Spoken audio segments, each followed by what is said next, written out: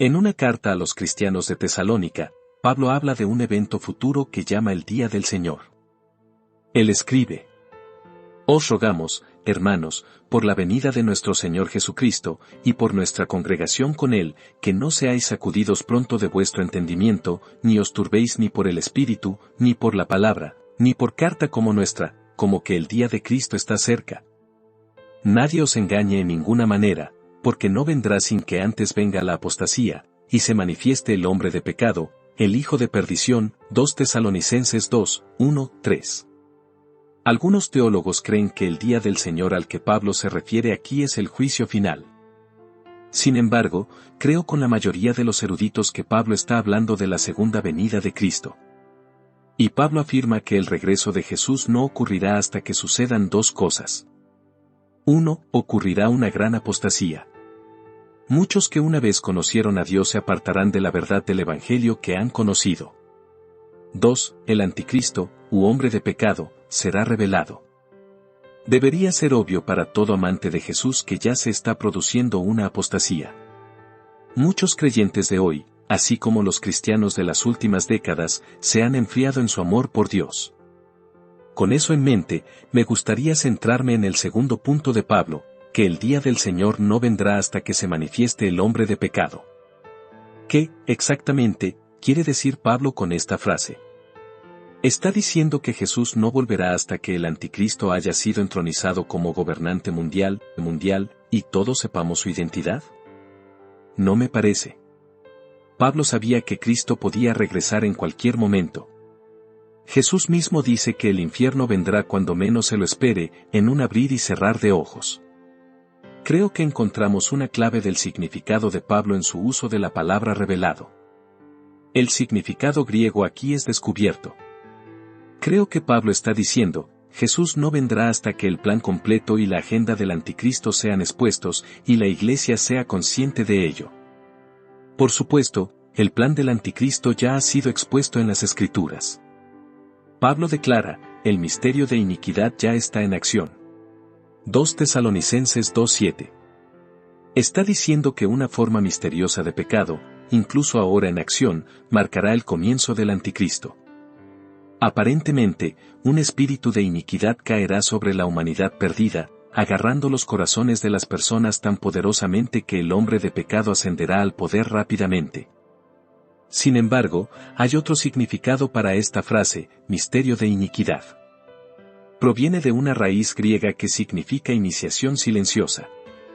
Pablo está hablando de una iniciación secreta en el culto del anticristo, una influencia sutil y demoníaca que vio tener lugar en su propia época. Ahora mismo, este mismo espíritu misterioso está en pleno poder de seducción, preparando masas de personas para recibir al hombre de pecado.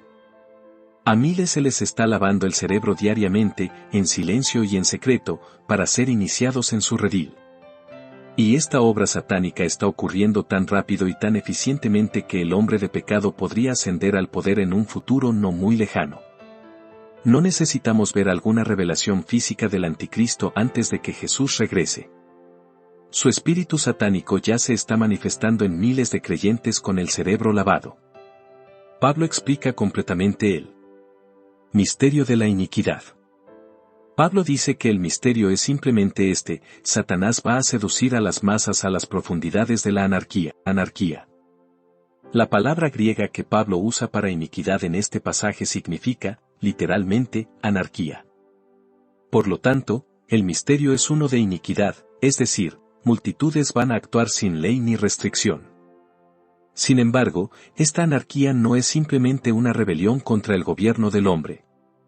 No se trata de rebelarse contra la autoridad civil, ni de cometer robos, violaciones o asesinatos. Estas cosas provocan la ira de Dios.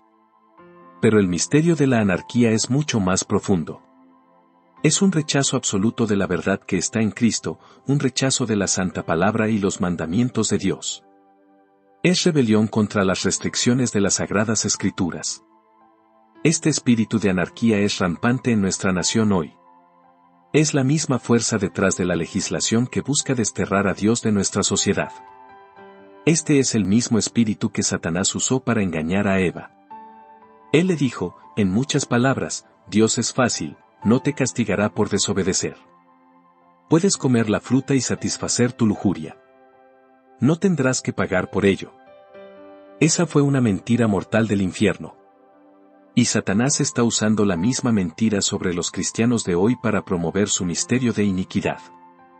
Día tras día, él está convenciendo a masas de creyentes que pueden complacer sus pecados sin pagar ninguna penalidad.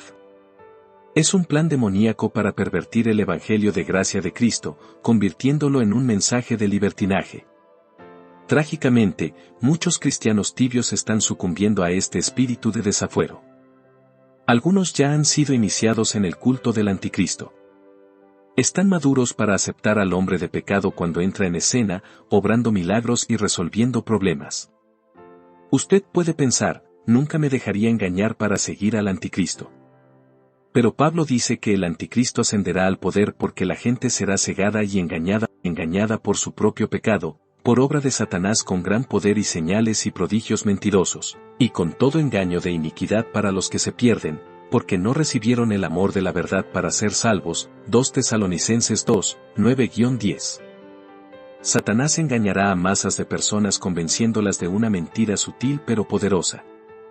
¿Cuál será su mentira? Convencerá al mundo como convenció a Eva: Dios no castiga el pecado. Pablo dice que este engaño vendrá, con todo engaño, por cuanto no recibieron el amor de la verdad para ser salvos, versículo 10.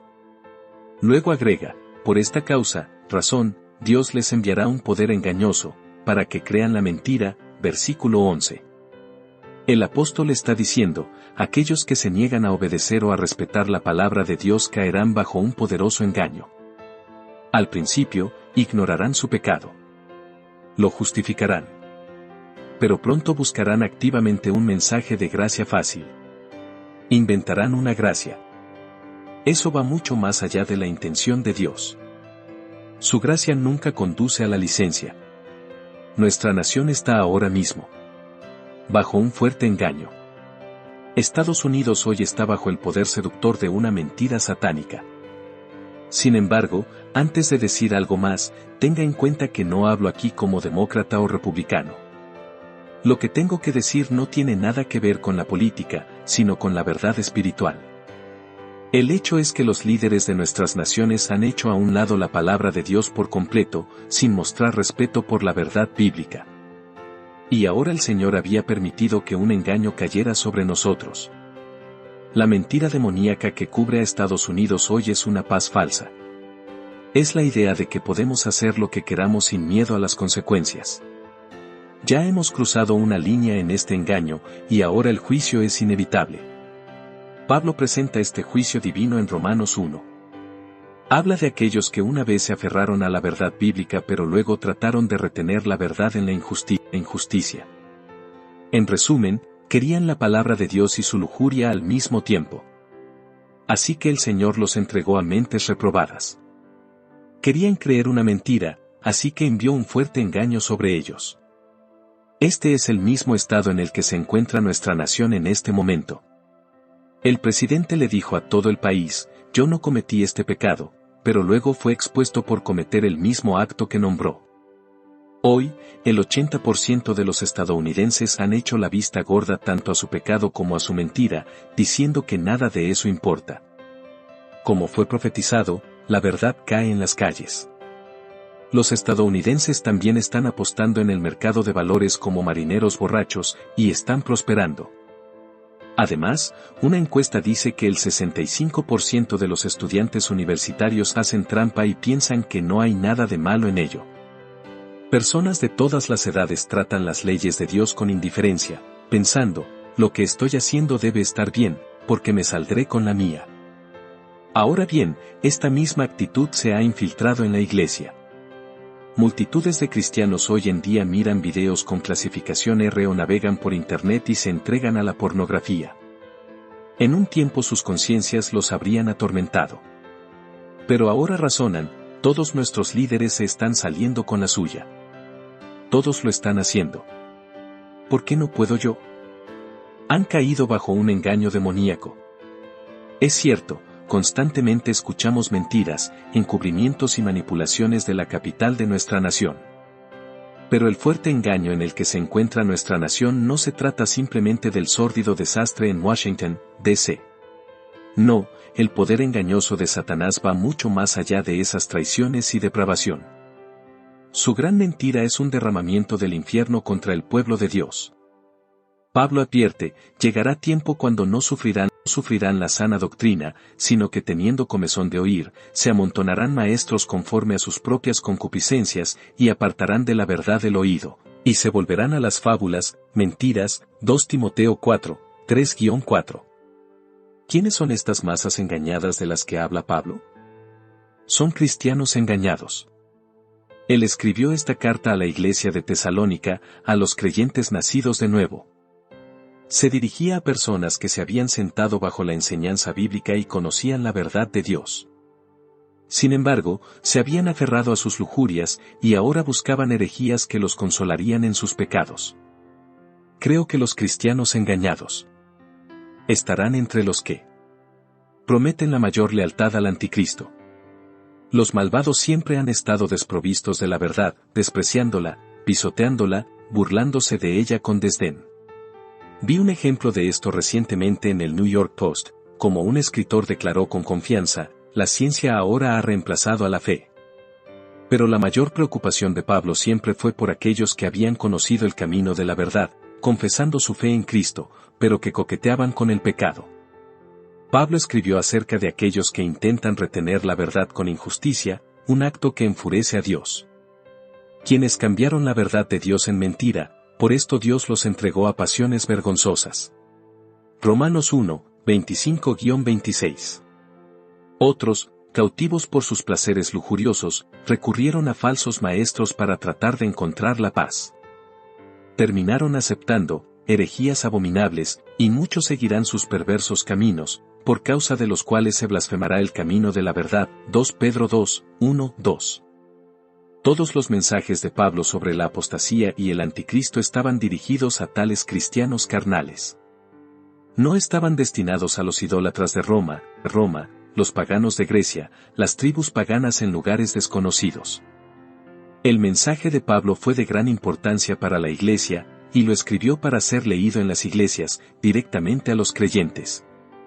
Verás, Pablo estaba llamando al pueblo de Dios en todas partes a amar la verdad, a buscarla, estudiarla y obedecerla. Escribió, en esencia, deja que la verdad sea tu guía.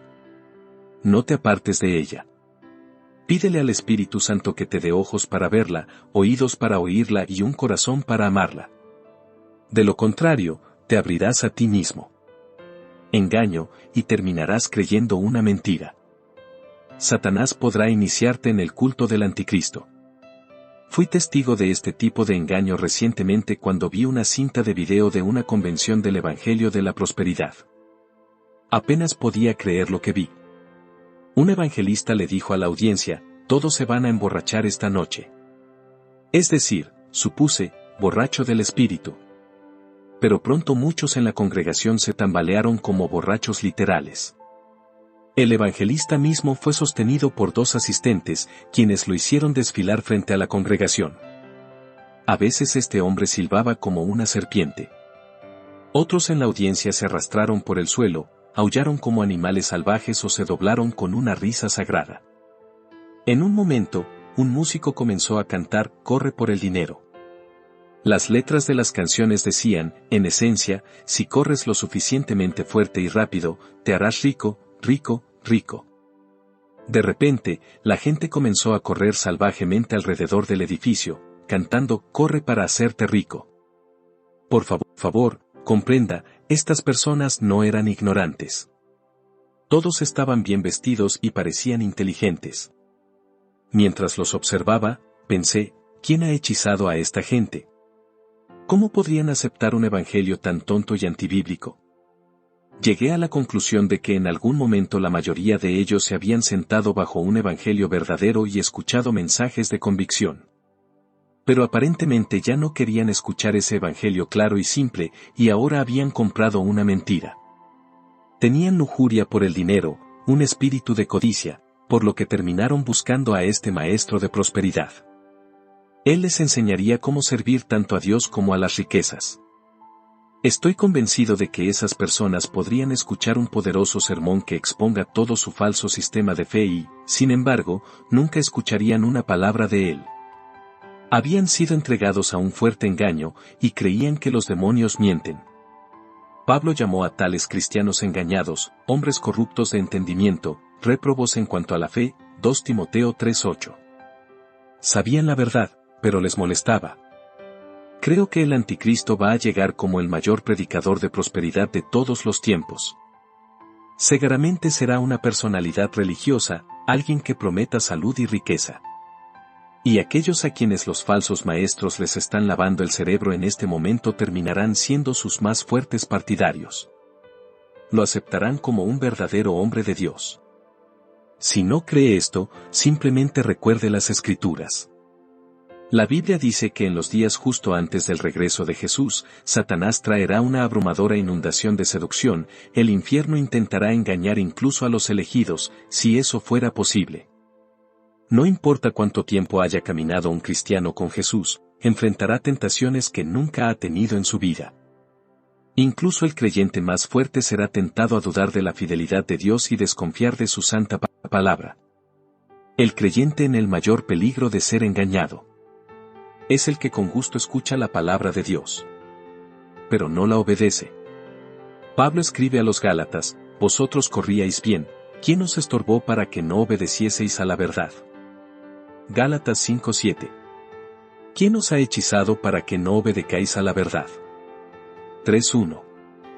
El apóstol estaba preguntando a su rebaño: ¿qué te pasó? Lo estabas haciendo muy bien. Pero ahora te han lavado el cerebro. A lo largo de las Escrituras, Dios nos da una imagen clara de lo importante que es para nosotros obedecer su palabra. Vemos un ejemplo de este tipo en la vida del rey Saúl. Dios le dio a Saúl mandatos claros y específicos a través del profeta Samuel.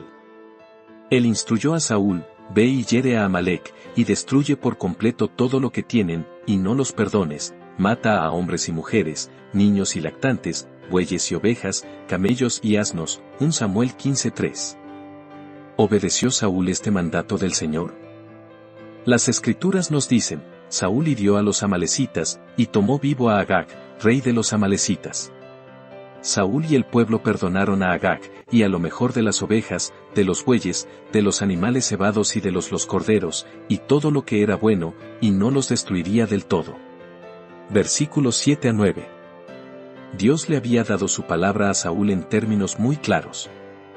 Sin embargo, después de que Saúl fue a la batalla, obedeció al Señor solo en parte. En lugar de destruir a todos y a todo, perdonó al rey Agag, e incluso se quedó con parte del botín de la batalla. Samuel estaba desconsolado por esto. Le dijo a Saúl: Jehová te envió de viaje, y dijo: ve y destruye por completo a los pecadores amalecitas, y pelea contra ellos hasta que sean destruidos. ¿Por qué, pues, no obedeciste la voz de Jehová, sino que volaste sobre el despojo, e hiciste lo malo ante los ojos de Jehová? Versículos 18-19. En este punto, las Escrituras nos dan una palabra dolorosa y escalofriante. Entonces vino palabra de Jehová a Samuel, diciendo: me arrepiento de haber puesto por rey a Saúl, porque se ha vuelto de en pos de mí, y ya no cumplieron mis mandamientos. Versículos 10-11. ¿Describe esto tu vida? ¿Te ha dicho Dios en términos inequívocos que trates con cierto hábito lujurioso en tu vida, pero sigues aferrándote a él, negándote a cortarlo?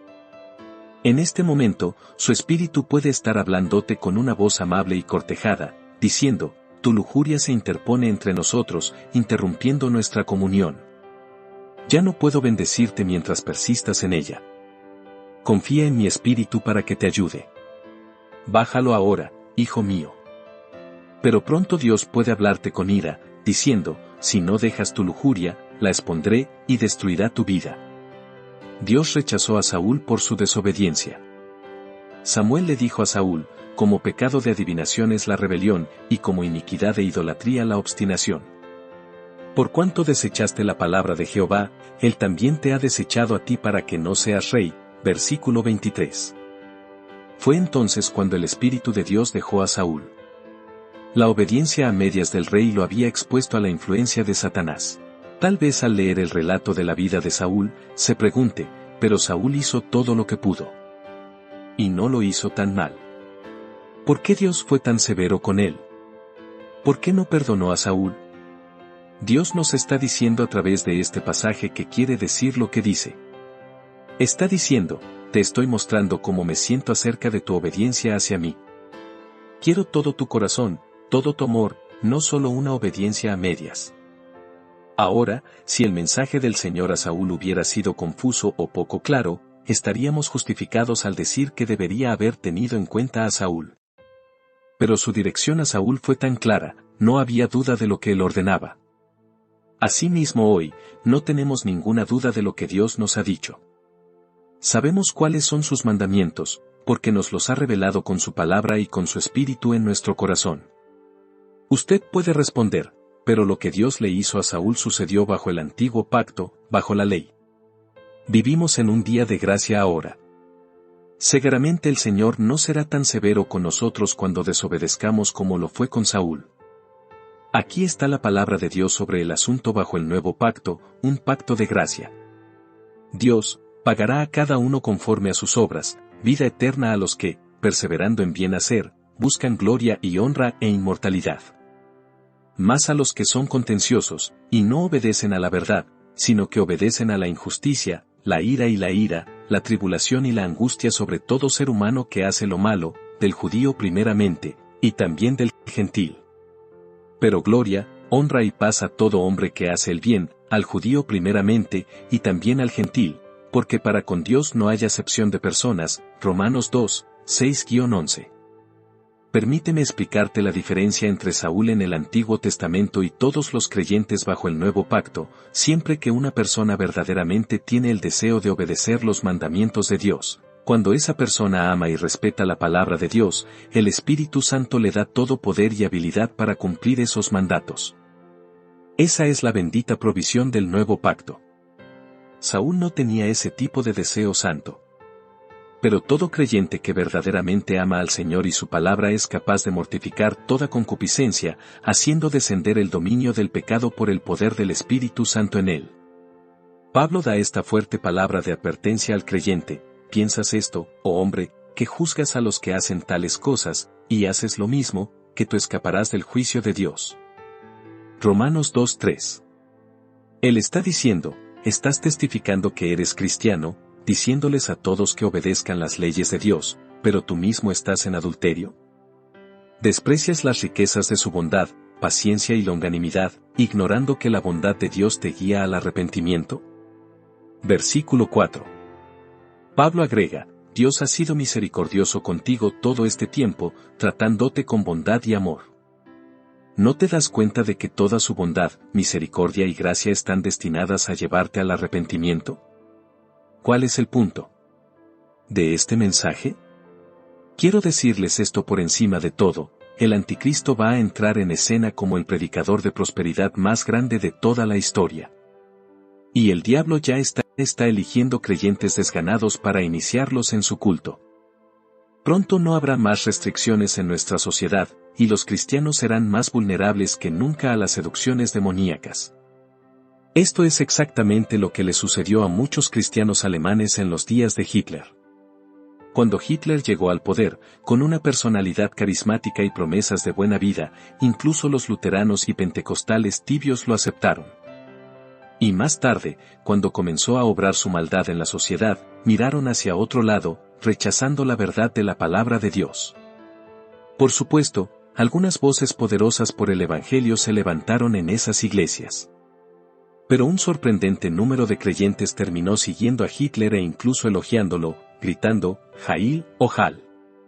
Hitler. Ellos compraron la mentira, y Dios los puso bajo un fuerte engaño. Te pregunto, ¿te sientas bajo una fuerte predicación que amorosamente expone tu pecado? Si es así, ¿permite que esa palabra lo convenza? ¿O vuelves a tu lujuria sin afligirte en absoluto? Si estás rechazando las advertencias del Espíritu Santo que te restringe, si estás desobedeciendo a Dios una y otra vez, sin ningún dolor de corazón, entonces estás siendo reclutado para el culto del Anticristo. El diablo os está iniciando silenciosamente en su misterio de iniquidad. Y cuando aparezca el anticristo promisorio y obrador de milagros, serás arrastrado por sus mentiras y entregado a un engaño. Escuche lo que Pablo dice acerca de los creyentes que se comprometen y se niegan a amar y obedecer la santa palabra de Dios, para que sean condenados todos los que no creyeron a la verdad, sino que se complacieron en la injusticia. 2 Tesalonicenses 2:12. Hay de aquellos que conocen la verdad acerca de sus deseos, pero que no creen que Dios los juzgará. Aquí están los ominosos resultados de no creer y actuar en la verdad de Dios. 1. El corazón se endurece por el engaño del pecado. 2. Satanás obra en el corazón endurecido para justificarse a sí mismo, de modo que esté libre de todo temor a la pena. 3. Cuando Dios ve que no hay posibilidad de que este corazón reciba y obedezca la verdad, entrega a la persona al engaño satánico. 4. El creyente queda cegado por la mentira que dice que no hay paga por el pecado ni día del juicio, y que puede salirse con la suya con su placer lujurioso. 5. El creyente cae presa de las doctrinas de los demonios, pensando que el mal es bueno y el bien es malo. 6. Eventualmente se aleja tanto de Cristo y de la verdad, que se ciega a quien es el anticristo, y termina adorándolo y sirviéndolo como un Dios. 7. En el día del juicio, Dios le dirá a tal persona: apártate de mí, obrador de iniquidad. Amados, no tiene por qué ser así para ninguno de nosotros. Dios ha hecho una promesa de pacto para quitarnos todo engaño y darnos la victoria sobre el pecado, a través del poder de la cruz de Cristo. Todo lo que pide es que declaremos la guerra a nuestro pecado, diciendo: no haré las paces con este hábito. Me niego a cumplirlo. Líbrame, Padre, por tu Espíritu. Cuando escuche esta oración, el infierno enviará tal poder del Espíritu Santo y gloria desde el cielo, el diablo no tendrá ninguna oportunidad. Ora ahora mismo para que Dios implante en ti una gran reverencia por su palabra. Pídele que te ayude a ser disciplinado en tu lectura de las Escrituras. Y pídele al Espíritu que te ayude a tomar en serio lo que lees, a creer que Dios quiere decir lo que dice.